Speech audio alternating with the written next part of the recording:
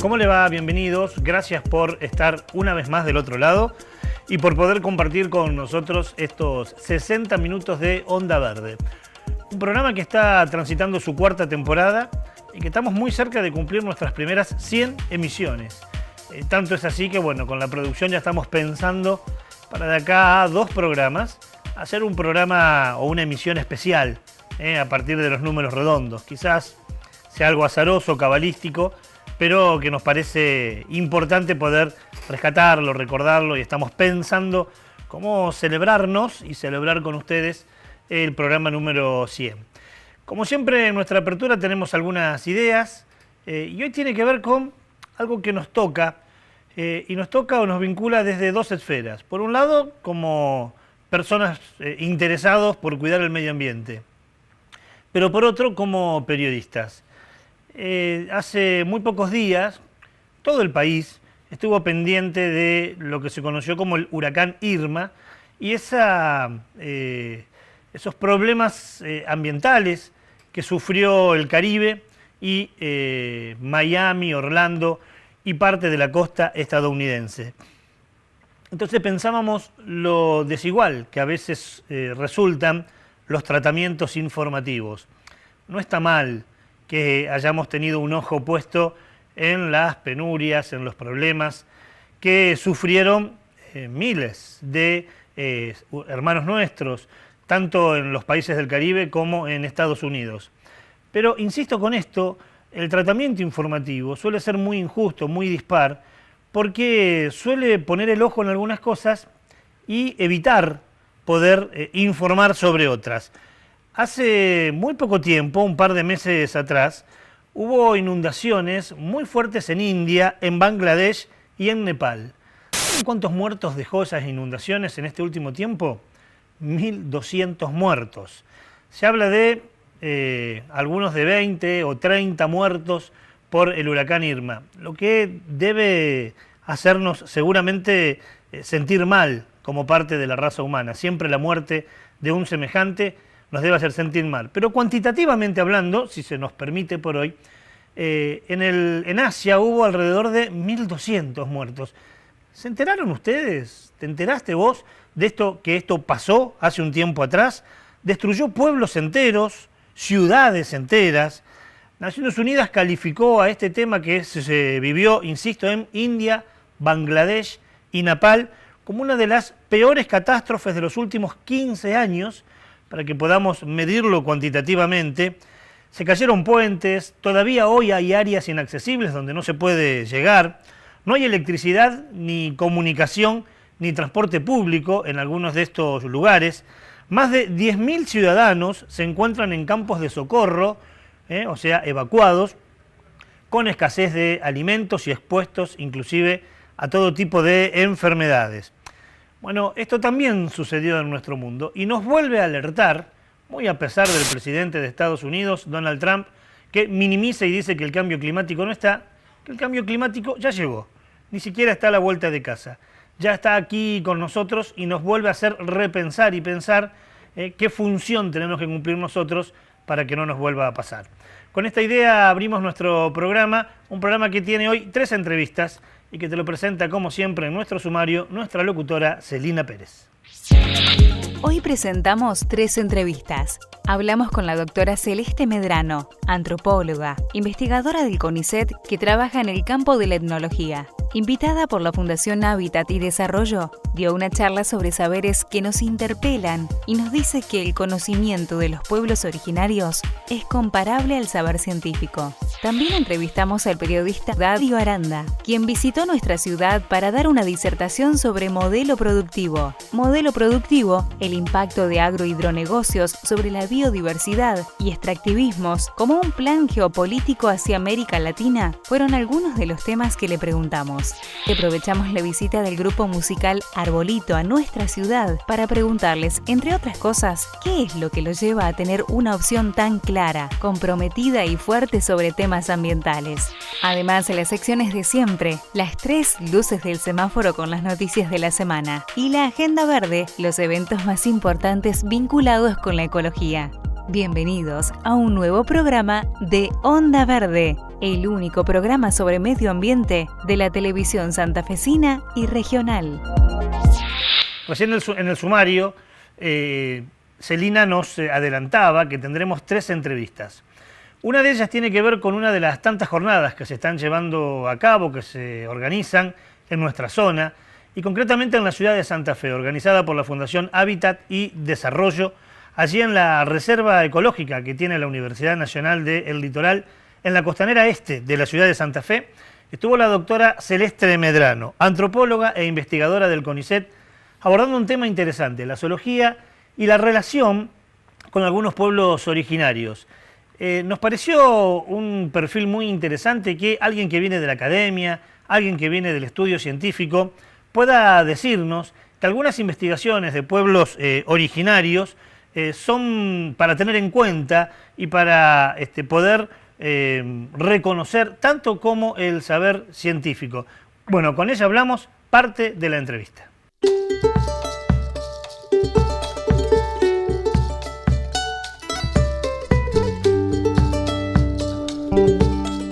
Bueno, esto de hablar de, digamos, de dejar de hablar de la naturaleza en singular y empezar a hablar de las naturalezas en plural, es una propuesta que nació, creería yo, de los antropólogos amazonistas. Son antropólogos que a partir de 1990 para adelante, tal vez enfáticamente en el 2000, trabajando con grupos indígenas amazónicos, empezaron a ver que el mundo de la cultura se transfundía al mundo de los animales y de las plantas, y entonces que esa llamada naturaleza, compuesta por un dominio donde solamente hay, digamos, seres naturales, animales y plantas, no era tal. Por ejemplo, Philippe Descola, trabajando con los Achuar en la Amazonía ecuatoriana, encontró que los humanos, o sea, los cazadores hombres, trataban a los animales que cazaban como sus cuñados verdaderamente, como trataban a los cuñados humanos, y que las mujeres trataban a las plantas de mandioca como sus hijos humanos. Entonces, bueno, digamos, transfusión del dominio de la cultura al dominio de la naturaleza nos hizo dar cuenta a los antropólogos y a mí, luego de mi estudio de caso con los COM, que no existe una naturaleza, sino múltiples naturalezas que, por ejemplo, son la compuesta por nosotros, la compuesta por los indígenas, la compuesta por los campesinos, los criollos, etc.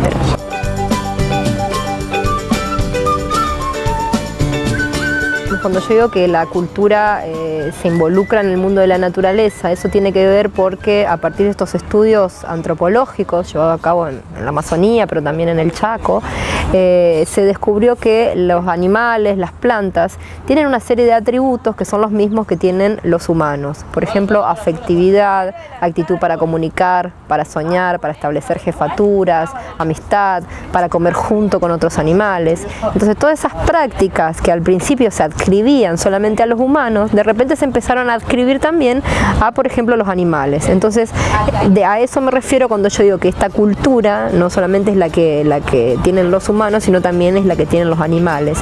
O sea, se transfunde al mundo de la naturaleza.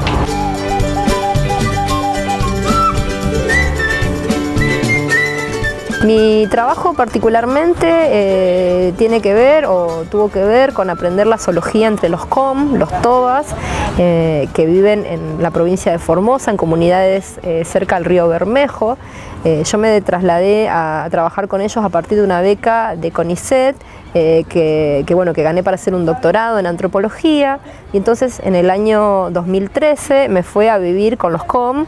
Estuve viviendo mucho tiempo, la primera vez fueron 6 meses de corrido, digamos una estancia larga, y junto a ellos yo intenté muy de a poquito ir aprendiendo su zoología.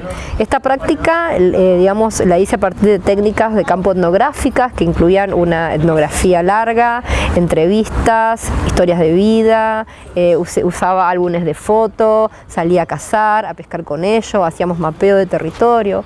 A partir de esas múltiples prácticas, que muchas tienen que ver con una técnica que se conoce como etnografía, que es la propia de la antropología, a partir de esas prácticas yo fui de a poco aprendiendo junto a ellos la zoología. Mi tesis de doctorado se trató de eso y se trató de mostrar que la zoología indígena es una zoología, digamos, tan válida epistemológicamente como la zoología académica, y entonces yo a partir de eso elaboré lo que creo, digamos, una de las riquezas de mis hipótesis, que tiene que ver con eso, con atribuirle igualdad epistemológica a la zoología académica y a la zoología com, toba, digamos, y a partir de esa igualdad tratar de establecer algunos diálogos.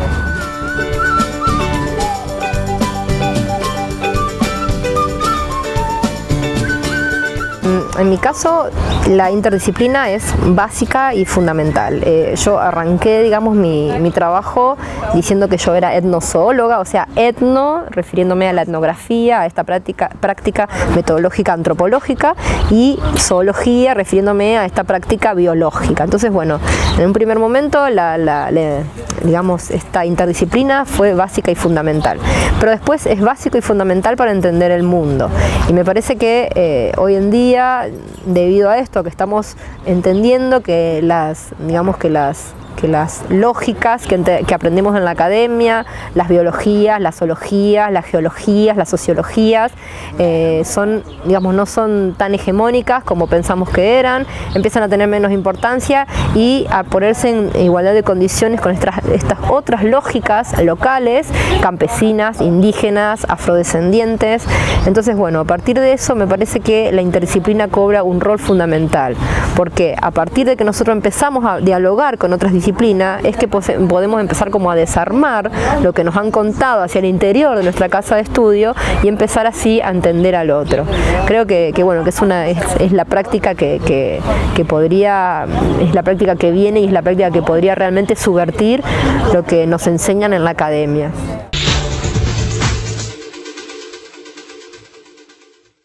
Interesante, ¿no?, la posición, sobre todo abriendo el concepto de cultura, de la palabra cultura, y reconocer que parte de los pueblos originarios y sus saberes son tan necesarios, tan imprescindibles y comparables como el saber científico que se realiza en algunas casas de estudios. Esta es la primera entrevista que tenemos preparada para hoy, para presentarlos. Tenemos mucho más material, 2 entrevistas más que nos parecen muy ricas, muy interesantes. Pero el momento de presentar la primera luz del semáforo es la luz roja, esa luz que se prende y nos dice que tenemos que frenar, tenemos que parar porque hay peligro. Y vaya si hay peligro. Por eso voy al encuentro de Raúl. ¿Cómo te va, Raúl? ¿Qué tal? ¿Cómo te va? Bienvenido. Gracias. La primera luz roja tiene que ver con algo que plantea Greenpeace. Había un proyecto para poder penalizar a aquellos que hagan algún tipo de deforestación a gran escala no permitida. Sí. Bueno, ¿ese proyecto qué pasó? ¿Está cajoneado? El proyecto se presentó en junio de este año. Según denuncia Greenpeace, el proyecto está cajoneado. Ellos dicen que la diputada radical María Burgos lo tiene guardado, mientras los desmontes en el norte de nuestro país siguen creciendo día a día. Era interesante, yo recuerdo hace un par de meses atrás que lo hablamos aquí en el programa y que hablabas de la necesidad de que la ley sea muy dura con aquel rigurosa, que comete, en este caso, un delito ambiental, ¿no? Sí, porque no solo los desmontes se llevan a cabo en hectáreas que nosotros transitamos día a día, sino en hectáreas protegidas, claro, resguardadas. Y eso sucede, el proyecto está vigente, pero cajoneado aún. Eso es lo que denuncia Greenpeace y te lo vamos a ampliar, como siempre, en la luz roja.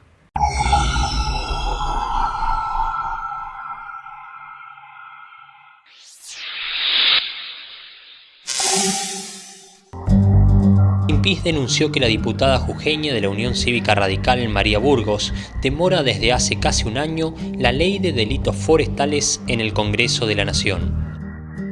La norma establece penas de entre 2 y 10 años de prisión para quienes ocasionen intencionalmente el desmonte, incendio, cambio de uso de suelo o la destrucción de bosques nativos.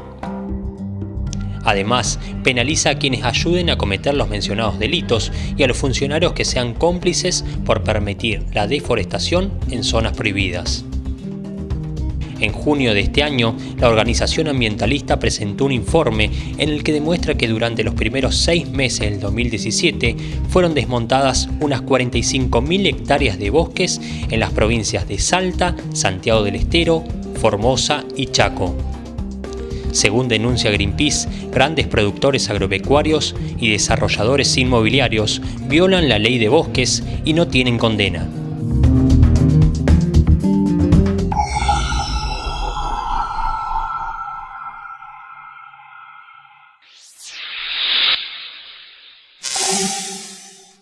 el proyecto de ley planteaba penalizar, o sea, alguna pena que tenga que ver con el Código Penal, Sí. en este caso para aquellos que cometan delitos ambientales, como puede ser la deforestación. Y vaya si es importante, porque algunos datos que pudiste conseguir y que charlábamos recién, habla de que en los últimos 6 meses, solo en el norte de la provincia, se talaron de manera ilegal algo así como 45.000 hectáreas. Sí, y lo que trae aparejado esto, porque a través de los desmontes también trae violencia.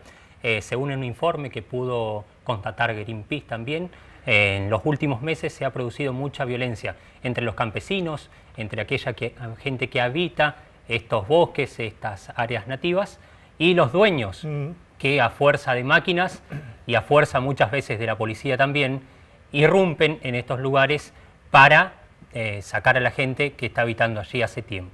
Alguien que no conozca el tema dirá ¿por qué esto sucede? Bueno, lo hemos dicho en más de una oportunidad, lo que se conoce como la extensión de la frontera agropecuaria. Poder talar bosques para poder allí plantar soja, maíz o trigo transgénico.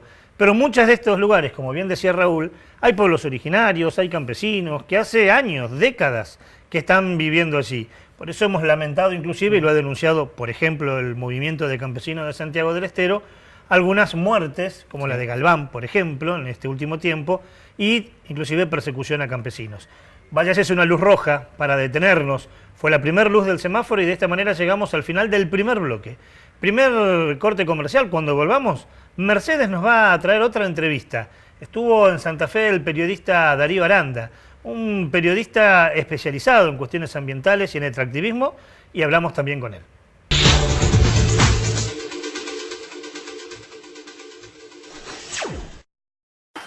Estudio Jurídico Ricardo Gundren y Asociados. Confianza, prestigio y trayectoria. Estudio Jurídico Ricardo Gundren y Asociados. General Paz 6009. Teléfono 154 479 746. Santa Fe.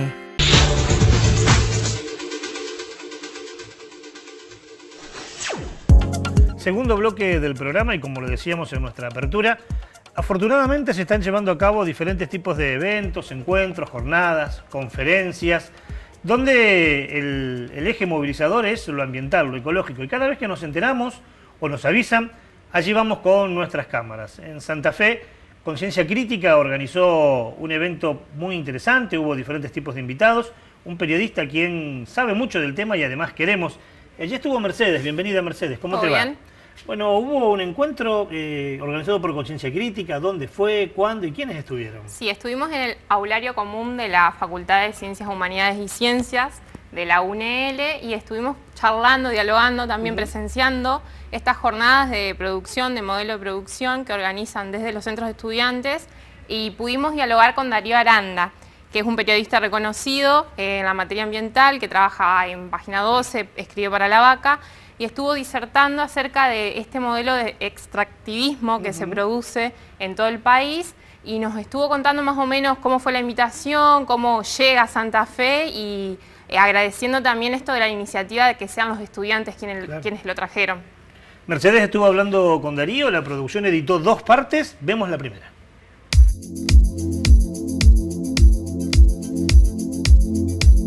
Bueno, venimos invitados acá por una agrupación de estudiantes de biología que se llama Conciencia Crítica, que justamente está preocupada e interesada y ocupada en lo que tiene que ver con el rol de los profesionales de la universidad pública referido al modelo extractivo en general, pero también al modelo agropecuario, del agronegocio, ¿no?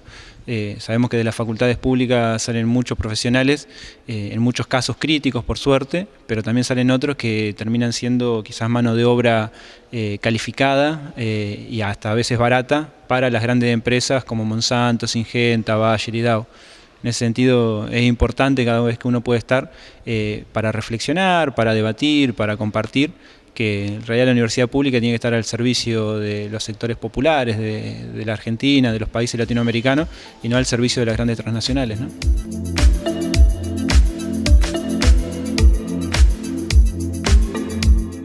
Somos 3 los panelistas, vamos a tener distintos enfoques, pero complementarios al mismo tiempo, donde hay compañeros y compañeras que van a abordar la situación, por ejemplo, del pueblo COM de Chaco. También va a haber compañeros que se van a centrar en los efectos de los agroquímicos, los agrotóxicos tienen en los anfibios. Sabemos que los anfibios son los canarios de la mina, se dice, lo que le pasa hoy a los anfibios, lo que nos va a pasar a los humanos mañana. Y por ahí yo voy a abordar un poco más lo que es una suerte de mapa de la Argentina, que tiene que ver con 4 patas: la pata forestal, la pata minera, la pata petrolera y el agronegocio, ¿no? Con la soja transgénica como referencia, pero no solo la soja, sino es mucho más que eso. Y al mismo tiempo, además de abordar esas consecuencias de este modelo, también vamos a tratar de abordar un mapa de las luchas y las resistencias que hay en la Argentina.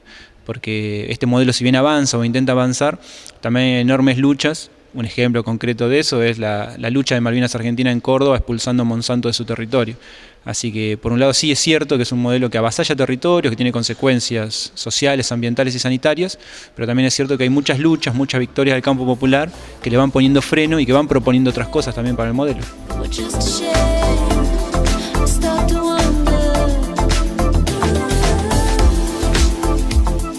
Si esperamos alguna respuesta o alguna solución por parte de los gobiernos, sin importar los colores políticos, estamos perdidos. Digo, en eso uno lo fue aprendiendo con los pueblos indígenas, con los campesinos, con las asambleas socioambientales. Cada vez que se organizaron y lucharon, pudieron quebrar las voluntades de las grandes transnacionales y también de los gobiernos. En ese sentido también hay que decir, ¿no?, que durante 12 años de kirchnerismo todo el tiempo se implementó este modelo extractivo en todos los territorios, incluso a sangre y fuego, y con la llegada del macrismo esto no solo que se ha mantenido, sino que ha recrudecido. Un ejemplo de lo que está pasando al pueblo mapuche en Chubut es claramente eso. El gobierno de Mauricio Macri llama poco más, en complicidad con el gobierno provincial de Chubut, llama a cazar mapuches poco más, con represión, y Santiago Maldonado es un claro ejemplo de eso, un desaparecido en democracia, una desaparición forzosa que sin duda tiene que ver, por un lado, con un gobierno que reprime y que desaparece, y por otro lado tiene que ver al mismo tiempo con un modelo extractivo que avanza sobre el territorio. No hay que dejar de lado el fondo de todo esto, la disputa por el territorio que está dando el pueblo mapuche, puntualmente en Cuyamen. Así que la idea de... Seguramente va a salir el tema también del periodismo. El periodismo en las últimas semanas, el periodismo, yo no le llamo nacional, porque es el periodismo porteño al menos, digo, mal llamado nacional. Por ahí sí tiene alcance nacional, pero es periodismo porteño. Ha mostrado claramente su peor cara, llamando a criminalizar, a reprimir a los pueblos indígenas. Así que en estas charlas salen eso, sale el tema extractivo, sale el tema... Cuando hablamos de ambiente también muchas veces hacemos eje que no solo hablamos de ambiente, el ambiente, digo, es un aspecto, pero hablamos de geopolítica, hablamos de economía y fundamentalmente hablamos de derechos humanos. Hoy la lucha por el territorio es claramente una lucha por los derechos humanos.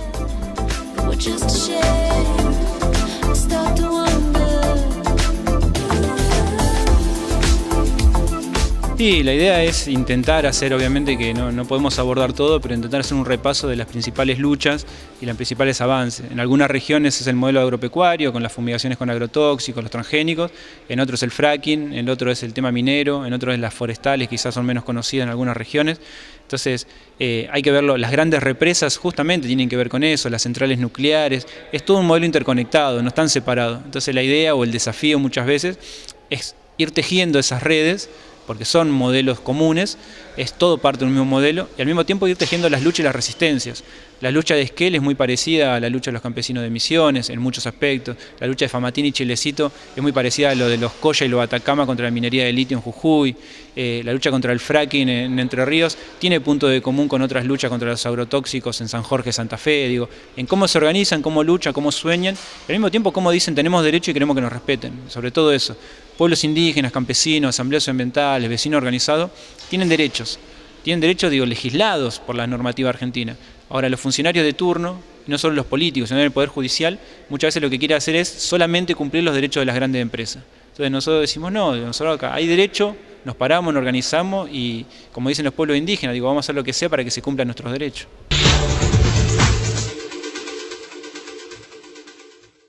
Nos queda una parte todavía para poder compartir con ustedes de esta entrevista que le hiciera Mercedes a Darío Aranda.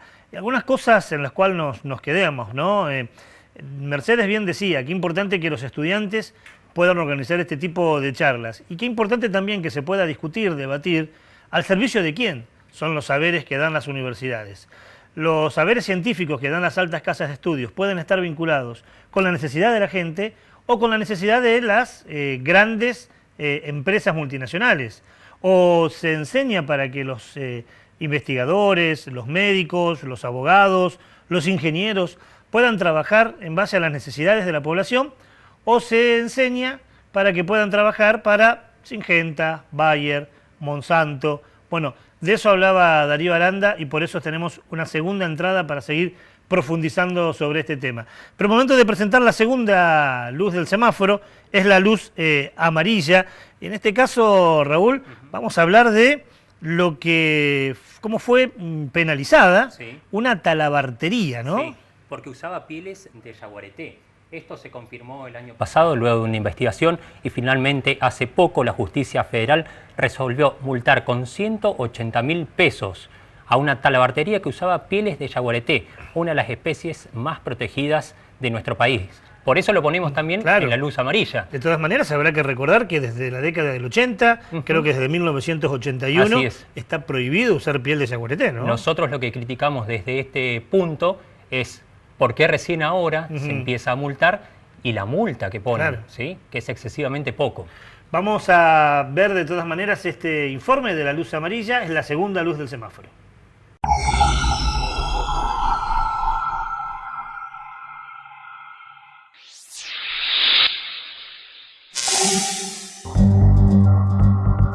La Sala 1 de la Cámara Contencioso Administrativa terminó fallando a favor de la Secretaría de Ambiente y Desarrollo Sustentable de la Nación, que inició una acción judicial en 2013 contra Arandú, una conocida talabartería porteña. En la talabartería se vendían monturas para caballos confeccionadas con adornos hechos con piel de yaguareté, una especie altamente protegida en nuestro país, cuya comercialización se encuentra prohibida. Desde la red Yaguareté aseguraron que el vendedor, por su larga trayectoria dedicada a la explotación de la talabartería, debía tener conocimiento de esa prohibición. Terminar definitivamente con la cacería y la comercialización de yaguaretés en Argentina es una de las principales metas para esta organización. Vale la pena destacar que una de las principales causas de extinción del yaguareté en nuestro país es la cacería y comercialización de sus pieles, algo prohibido por la Ley 22.421.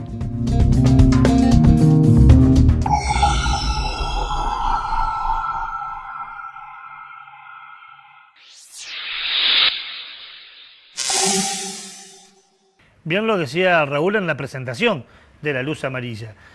Ahora aparece la información, ahora hace mucho que se viene denunciando esto. Hace más de 20 años, desde 1981, diría más de 30 años, que se está denunciando el uso de pieles de animales en vía de extinción. Está prohibido. Y ahora sale esta información, donde la información a priori parece buena y por eso lo ubicamos en la luz amarilla, pero no en la luz verde, porque la multa de 180.000 pesos es realmente irrisoria para los volúmenes de dinero que manejan este tipo de emprendimientos. Ojalá sea solo el inicio y se pueda castigar profundamente. Hoy estamos con esto, ¿no? Con la penalización a aquellos que de alguna manera están violentando nuestro medio ambiente y nuestro ecosistema. Por eso en la luz amarilla. Momentos de avanzar con las entrevistas. Decíamos que teníamos dos partes de Darío Aranda. Pudimos apreciar la primera y en esta segunda va a hablar de lo que él más maneja, que es el modelo extractivista y su relación con la geopolítica. Sí, así es. En esta parte vamos a profundizar cómo él explica que este gobierno nacional es una continuación del modelo extractivista que profundiza las desigualdades, profundiza este genocidio a las comunidades aborígenes y también nos invita a reflexionar cómo son vistas las comunidades aborígenes hoy en día. Y bueno, nos cuenta más que nada eso y también nos invita también a abrir un poco la cabeza y pensar desde dónde estamos viendo las cosas y cómo. Lo importante que es escuchar estas voces y ver algunos, lo vamos a poder ver ahora y lo vamos a hablar al final del programa, ver que hay montones de comunidades, de pequeñas asambleas que desde el anonimato están dando pelea. Se llama Darío Aranda, es periodista y nos dio una entrevista hablando sobre el modelo extractivista y la relación geopolítica en Latinoamérica.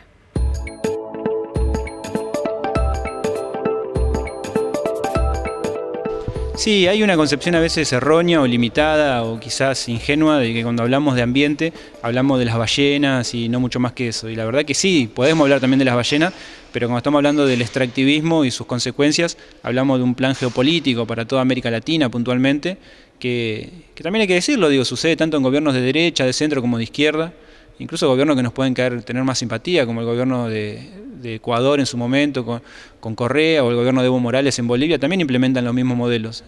Obviamente no estoy diciendo que son todos lo mismo, ¿no? Hay muchísimas diferencias, pero me parece que ahí hay que enfocar qué es lo que quieren las transnacionales, las grandes empresas y los gobiernos, y qué es lo que quieren las poblaciones. Creo que es muy erróneo pensar, algunos sectores piensan que cuando se elige a un presidente o a un gobernador le da vía libre para hacer lo que quieren los territorios. Y me parece que las luchas de Esquel, la lucha de Famatina y Chilecito, la lucha de Malvinas Argentina, la lucha de los campesinos en Misiones, en Santiago del Estero, muestra que no. Una cosa son las votaciones, las elecciones, que podemos debatir obviamente también, pero eso no le da un vía libre para decir sobre los territorios donde viven las poblaciones. Me parece que la lucha contra el extractivismo es eso, es decidir en los propios territorios, que no haya un CEO en Puerto Madero o un funcionario de turno en Casa de Rosada que decida sobre las poblaciones que están en los territorios, ¿no?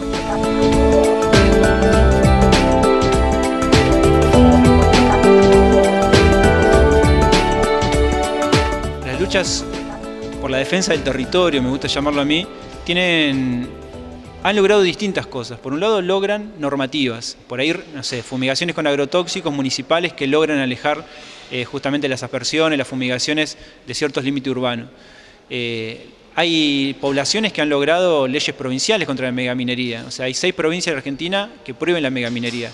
Y eso no es producto de un día de un funcionario, de un sector político que se levantó y dijo prohibamos la megaminería. Es decisión, es una presión que ha habido de sectores de la población.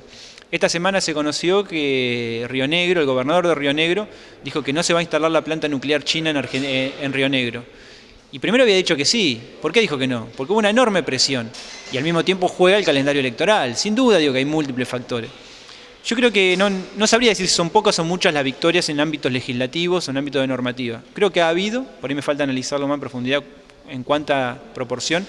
Lo que sí estoy seguro es que en cada lugar que han luchado, que han resistido, que han organizado, han logrado obtener su fruto, han cosechado, de distintas maneras, frenando, por ejemplo, en Famatina, Chilecito, en La Rioja no han logrado una ley que prohíba la megaminería, pero sí han logrado expulsar a 4 mineras de su territorio, entre ellas la Barricol. Entonces, no solo lograr una ley y una normativa es un triunfo, sin duda que es importante, pero no sé, en Esquel no ha logrado una ley puntual ahí en Esquel que logre echar a las mineras, pero ha iluminado lucha en los 5.000 kilómetros de cordillera. Entonces me parece que sí estoy convencido que la acción directa, entendida de diversa manera, desde una charla, desde un corte de ruta, desde una ocupación de un campo, lo que sea, logra sus frutos. Y en ese sentido soy muy optimista. Yo creo que Malvinas Argentina en Córdoba, Malvinas Argentina no ha logrado una normativa que frene la instalación de Monsanto. Lo ha logrado por la acción directa. Ha expulsado a la más grande multinacional del agronegocio.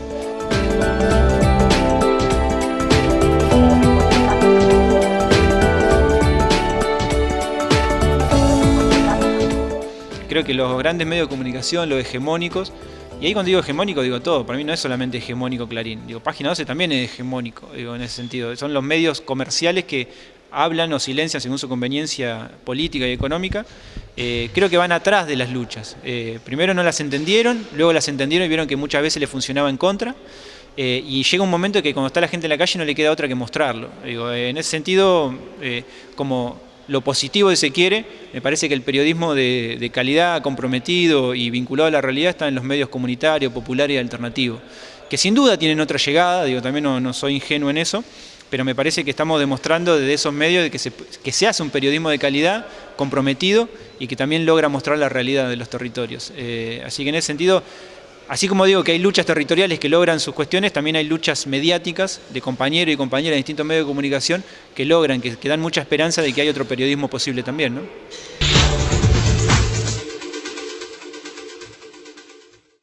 Importante lo que plantea Darío Aranda, importante los ejemplos, vamos a profundizarlo en el final, y fundamentalmente su visión del periodismo, ¿no? Sí, es así, esto de no venderse al medio, que lo hablamos con la producción, y de que hay posibilidad de una alternancia de periodismo que se puede hacer y que es encontrar la lucha también de estas comunidades que él menciona y poder apoyarlas. Otro periodismo es posible, lo decía Darío, y nosotros adherimos a esta idea fuerza. Y con esta idea fuerza para pensar nos vamos a un pequeñísimo corte comercial. Nos queda material, 2 minutos y volvemos.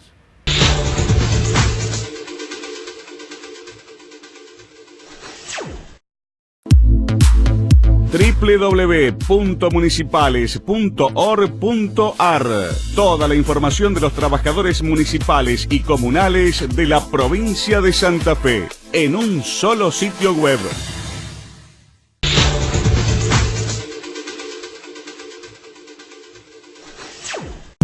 El sábado 9 de septiembre, ANSAFE Provincial organizó un evento, un encuentro cultural para festejar el Día del Maestro, que se recordó el lunes 11 de septiembre.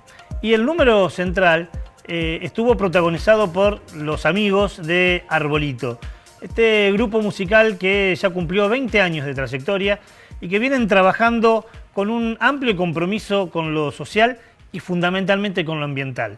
Temas musicales como el de la Pachamama, temas musicales en contra del cultivo transgénico, temas musicales que hablan de lo mal que hace Monsanto en nuestra cultura y en nuestra economía, o reivindicando a los grupos populares que resisten allí en Jujuy. Bueno, son solo algunos de los tantos temas musicales y las obras artísticas que este grupo ha creado y que lo tiene muy pero muy comprometido con la cuestión ambiental. Estuvimos con ellos, agradecimiento profundo a ellos, a la producción de Arbolito y a la gente de ANSAFE Provincial que nos permitió una entrevista exclusiva. Hablamos de muchos temas, fundamentalmente de su compromiso, qué es lo que hace que un músico se comprometa con su realidad social y por qué, siendo tan urbanos, ellos son de provincia de Buenos Aires, tienen una adhesión tan profunda con la cuestión ambiental. Parte de la entrevista que le hacíamos hace muy pocos días, el sábado 9 de septiembre, al Grupo Arbolito.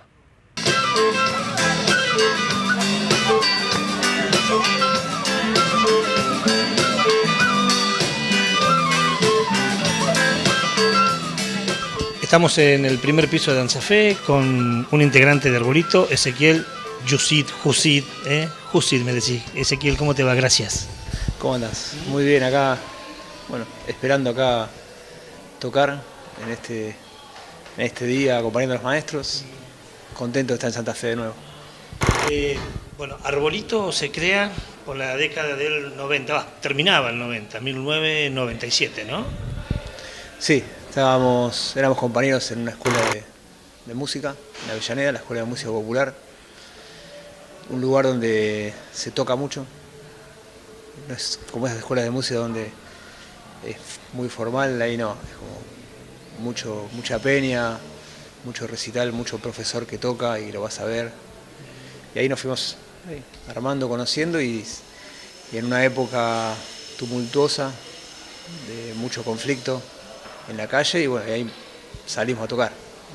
Agarramos guitarra, quena, bombo y salimos a acompañar un poco todo lo que empezaba a pasar de la reacción de la gente a hacer cosas para cambiar.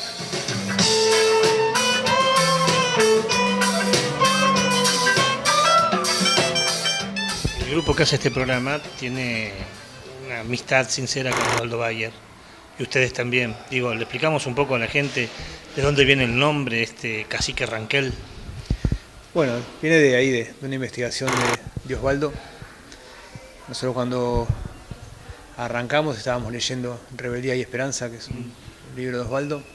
Ahí tenían creo que en una carilla, no más, contaba al pasar la historia de este arbolito, que era el Ranquel que ajustició a Federico Rauch, que no había sido un militar prusiano que vino acá a las Pampas contratado para asesinar ranqueles y dejar la Pampa un poco lo que siguió pasando a lo largo de los años, y bueno, y hoy lo vemos de otra manera, pero que tampoco es muy diferente. Y bueno, lo quisimos por ese nombre, nos pareció como que era un símbolo un poco de la resistencia americana, de haber miles de arbolitos en la historia, y lo llamamos Osvaldo. Y enseguida, la semana, estábamos en la casa de él. En el Tugurio, ahí que es un mini PH lleno de libros, revistas, plantas. Y whisky. Whisky, sí, siempre ahí a las 11 de la mañana, religioso. Y bueno, fuimos y le contamos, él se entusiasmó mucho.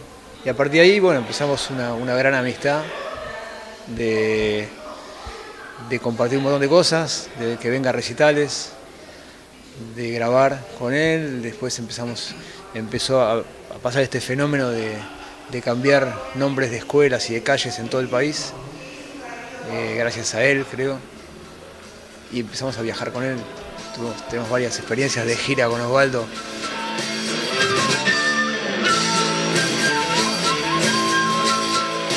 Hay una relación casi directa entre música y compromiso social, ¿no? Sí, bueno, como te contaba al principio, nacimos año 97, en esa efervescencia que fue lo que desembocó en el 2001, en el que se vayan todos, cambiemos esto porque no va más. Eso pasaba en la calle con un montón de gente luchando y festejando con alegría. Había mucha juventud haciendo cosas, teatro, circo, música. Nosotros nacimos en ese contexto. Y de entrada, los lugares donde nos llamaban para tocar eran corte de calle, asambleas, escuelas, muchas escuelas. Unidad Solidaria, Movimiento Desocupado, cárceles. Y ahí empezamos a llenarnos de un montón de cosas que por ahí uno toca de oído. Y bueno, ese es el recorrido de Arbolito. Y después empezamos a viajar y a conocer un montón de realidades. Salimos de la burbuja de lo que es alguien que vive en una ciudad y mira la tele y te empezás a enterar de todas las cosas que hay, todo el compromiso en cada pueblo, en cada ciudad. Siempre hay un foco de gente haciendo algo para mejorar, para cambiar. Y así nos fue pasando. Y gracias al nombre de Arbolito también, de que ciudad que vamos, pueblo que vamos, se nos acerca alguna comunidad originaria a saludarnos, a invitarnos a conocer su territorio, a comer, a compartir experiencias.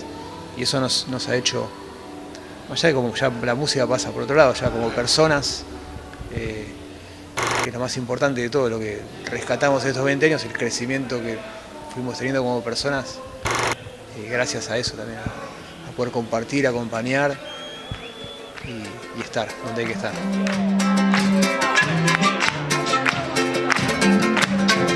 Desierto del alma hay que sembrar, buscando que viene adentro, el agua siempre está. ¿Cómo surge la preocupación por lo ambiental? Eso tiene que ver con la persona de cada uno que somos nosotros, ¿no? Si no seríamos músicos, creo que haríamos algo al respecto desde nuestro lugar también. Creo que es uno de los temas fundamentales que tendría que importarnos a todos, las barbaridades que se hacen,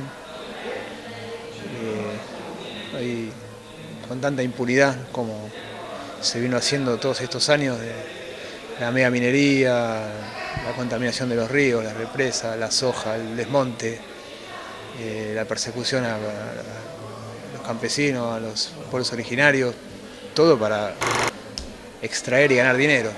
Es como una locura que no entra en la cabeza. Y bueno, eso hace que viajemos también, que compartamos y nos den letra para hacer canciones que hablen de las cosas que pasan. Si nos hubiésemos quedado encerrados en la ciudad, por ahí no te enterás o no te das cuenta tampoco. Pero estar en los territorios, estar compartiendo, aprendiendo, eso hace que a la hora de hacer una canción por ahí tengas ganas de contar. No sé, son muchas las canciones que hablan de eso y bueno. Indispensable, como dicen ustedes, pedirle perdón a la Pachamama, ¿no? Y si somos nosotros la que estamos haciendo pelota, y bueno, y ella responde.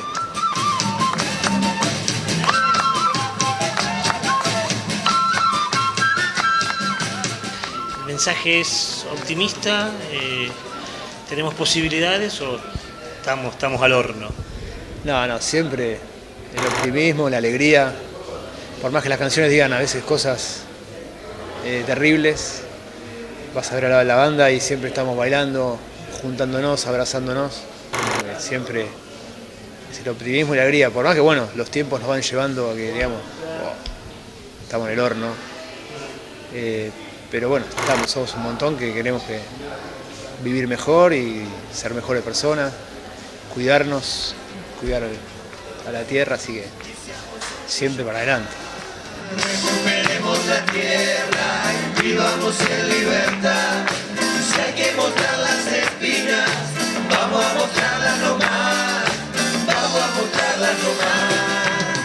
5 músicos espectaculares. Estuvimos hablando con ellos.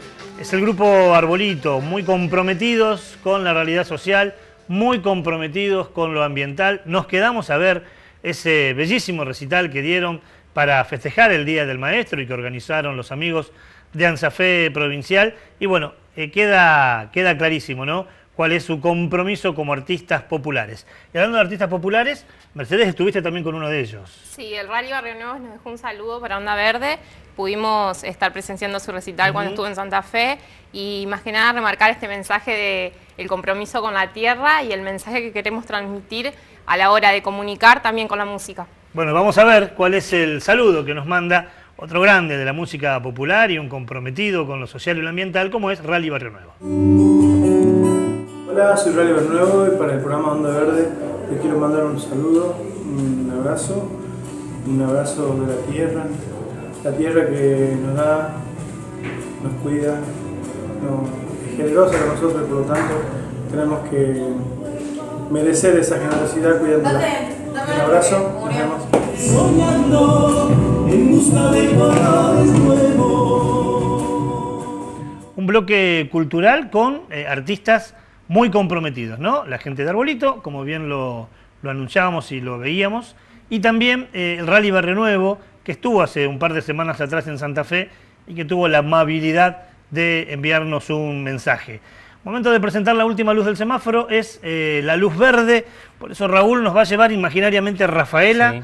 Allí el intendente prohibió directamente la instalación de una antena de telefonía celular. Lo hizo a través de un decreto. El intendente Luis Castellano dijo que la antena puede causar daños a la salud de la población y también del ambiente. Por eso decidió revocarle la autorización para lo que era la estructura, en principio, de esta antena de telecom personal. Por ahora esto quedó paralizado, entonces no se va a realizar. Es un buen punto y por eso lo destacamos, como siempre, en la luz verde.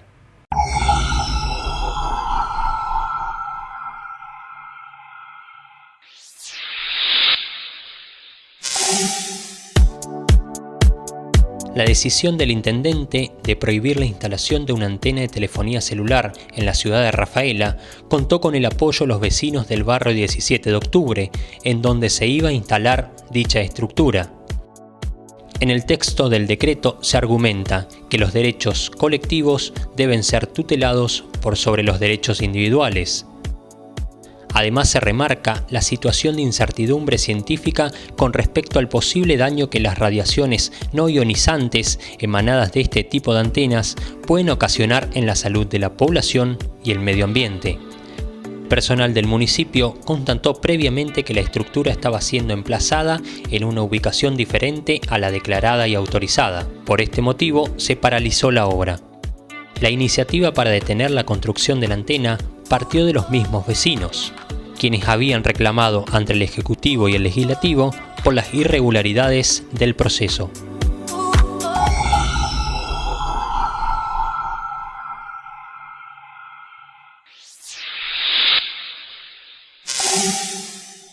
Importante lo de Rafaela.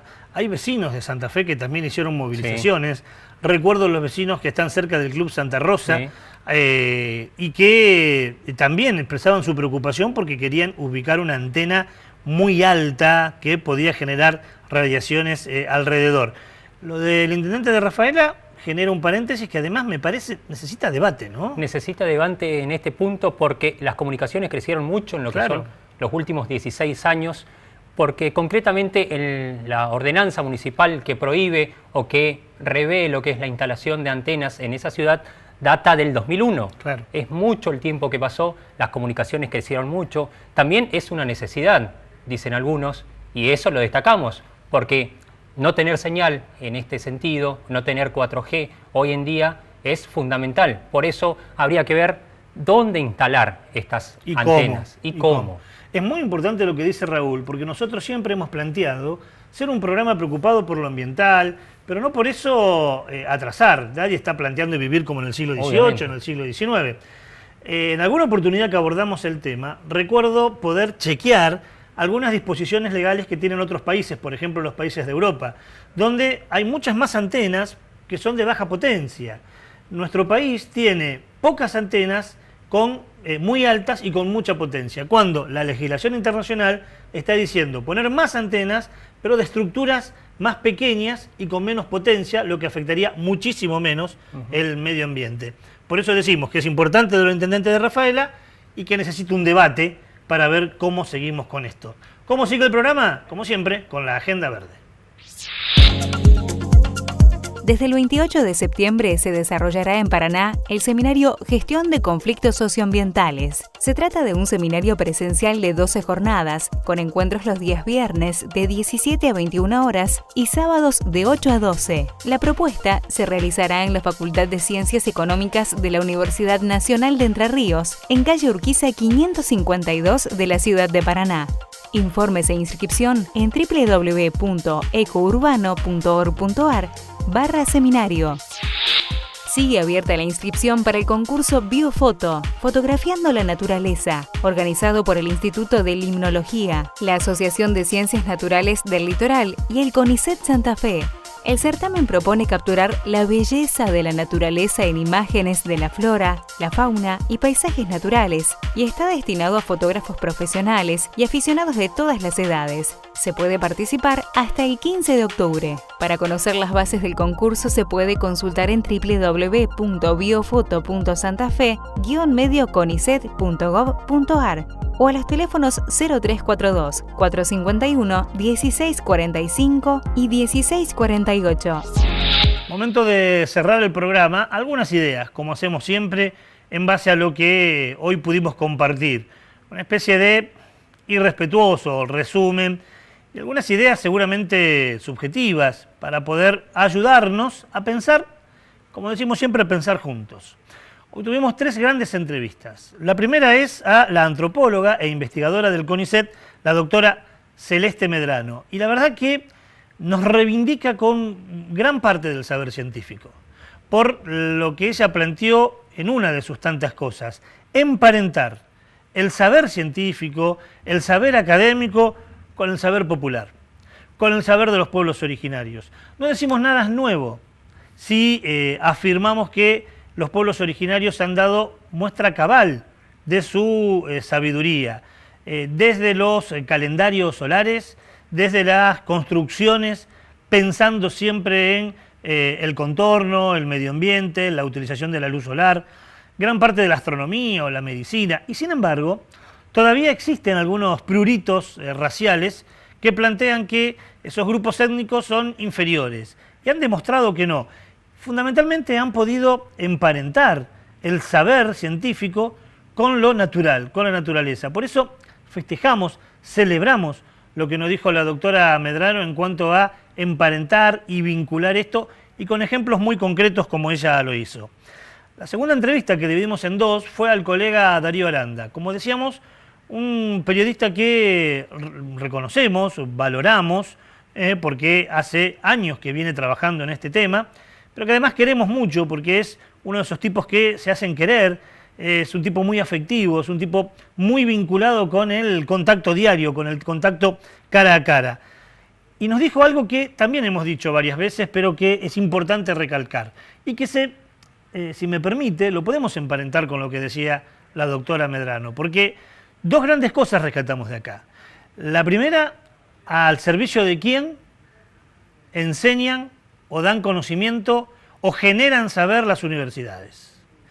Uno sabe que las universidades, sobre todo las universidades públicas, debieran generar saber y conocimiento para el bienestar de la gente, lo que se conoce como el bien común. Sin embargo, sabemos que muchas veces algunas de estas investigaciones se hacen para poder avalar algunos emprendimientos que van en contra de la humanidad.